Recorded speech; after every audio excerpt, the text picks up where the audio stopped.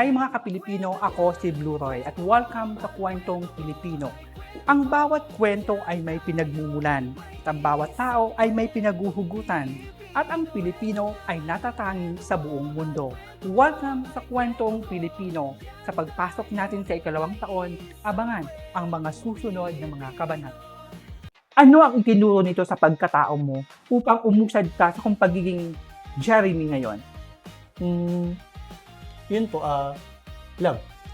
Magmahalan kung ano man yung klaseng tao yung minamahal mo ngayon, despite dun sa mga negative. Kung ano man yung mga, sa tingin niya, wala siyang, hindi siya confident sa bagay na yun, mamahalin ko pa rin siya nun sa bagay na yun. Asawa ko man yan, anak ko, kaibigan ko, kahit sino. So, ayun po. Anong aral ng buhay mula sa mga magulang mo ang bitbit mo ngayon habang nangangarap ka?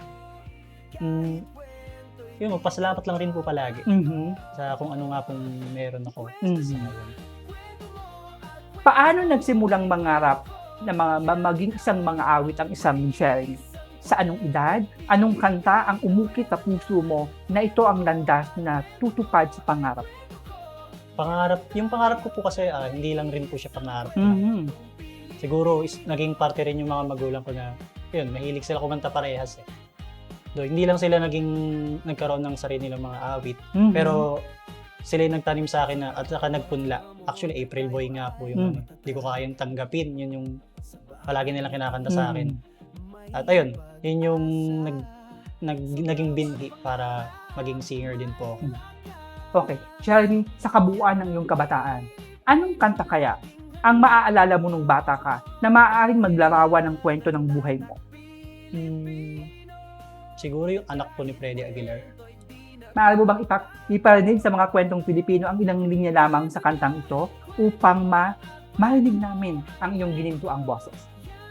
Nangisilang ka sa mundong ito, laking tuwa ng magulang mo, na ang kamay nila ay sinuway mo. Okay. Kalimutan ko yung lyrics. Yeah, okay. O sige, pagbibigyan natin kasi pero itong kantang to, hanggang ngayon ba, siya pa rin ang nagpapatatag sa pagkatao na nagbibigay daan upang nandoon ka sa porsigidong matupad ang pangarap mo? Yung oras po kasi tsaka panahon nagbabago eh. So, maaaring naging parte siya ng buhay ko po. Pero may mga iba-ibang kwento rin po ng awitin na isa rin yung mga tumulong din po sa akin na yun baon-baon ko rin po. Jeremy, sino ang una nagsabi sa'yo na marunong kang kumanta? Nanay ko rin po eh. At ano yung kanta na nagsabi na naging simula ng pagkilatis at pagkilala ng iyong ina sa boses mo? Yun po, nung pinapakanta po sa akin yung hindi ko kayang tanggapin. Tontuwa sila na siguro sa murang edad na nakitaan nila ako ng potential na maging mga awit balang araw. Palagi nila pinapakanta sa akin yung kahit di ko naiintindihan yung lyrics dun sa video. Actually, karaoke pa nga yun that time. Kahit di ko siya naiintindihan, pinapakanta nila kahit mali-mali yung lyrics. Parang kanina yung sa anak ko. Okay, Jeremy, yung pag-awit ba, minsan ipinagpilitan ng mga magulang mo para sa'yo? Ay, hindi po. Hindi po nila pinilit sa akin na kailangan mong umawit kasi ito yung pangarap namin. Hindi. Hinayaan nila akong gumawa ng sarili kong hakbang. Kasi, yun nga, hindi lang rin naman po pag-awit ang isa sa mga pangarap ko. Madami po eh. At kahit sila mismo nalulula eh, kung anong umpisahan ko din at ano ang ilalaban ko din. Okay, tutungo ako sa isang personal na tanong. Jeremy, ang pag-aasawa ba ay isang personal na desisyon na sa pakiramdam mo ay nasa tamang edad ka na? O ito lamang ay isang hindi inaasahang desisyon sa isang sitwasyon na dumating sa buhay? Ang pag-aasawa po, para sa akin, dapat talaga pinag-iisipan. Pinaghahandaan. Kasi may mga mararanasan ka o kakaharapin ka diyang mga iba't ibang klase ng pagsubok. Hirap. May ginhawa. Pero yung naranasan ko po sa akin, nung una, isang pagkakamali po na yun, maaga ako mapunta dun sa pagpapamilya. Pero hindi ko po yun tinanimas habang buhay na lang na mali. Nagpakasal po ako despite dun sa sobrang dami ng struggles.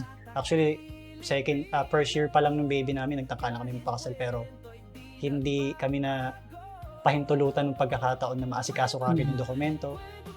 Lumipas yung mga panahon, tinangka ulit namin na asikasuhin. May iba na naman problema sa nanay niya. Tapos, tinangka ulit namin sa mga lumipas pa na taon, hindi pa rin po kinaya kasi yung mga magulang niya may problema din po yung dokumento. So, nawala na kami ng pag-asa. Until na merong isang pastor na tumulong sa amin para, kasi sa LGU siya. Siya yung mismong nag-guide sa amin na posible pa rin kami makasal despite dun sa kawalan namin na ng pag-asa. So, ayun, dun sa pagkakamali ko nung una, hindi ko siya talagang tinambayan na mali lang. Tinama namin yung mga mali namin. Okay. Naitanong ko yan, Jelly, dahil gusto kong malaman ang saloobin mo. Hindi ka ba napanghinaan o nanghinayang na ang maaga mong pag-aasawa ay magiging hadlang sa pag-usad ng iyong karera sa mundo ng musika?